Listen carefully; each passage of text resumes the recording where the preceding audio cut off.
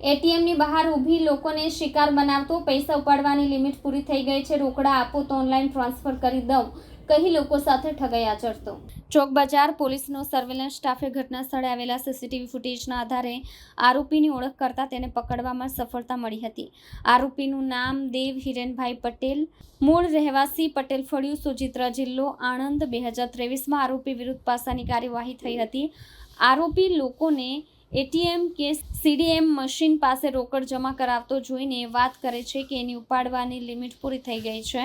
પછી તેઓ પાસેથી રોકડા મેળવીને તેમના ગૂગલ પે, ફોન પેના QR કોડ સ્કેન કરે છે, પરંતુ ખાતામાં પૈસા જમા કર્યા હોય એવું ખોટું સ્ક્રીનશોટ દેખાડી છેતરપિંડી કરે છે. કેટલીક વખત પોતાનો નંબર આપી અચાનક કોઈ બહાનું બતાવી ત્યાંથી નાસી જાય છે. આ રીતે ઘણી વ્યક્તિઓ સાથે તે છેતરપિંડી કરતો હતો. 2023માં પણ આરોપી વિરુદ્ધ પાસા હેઠળ કાર્યવાહી થયેલી હોવાનું જાણવા મળ્યું છે.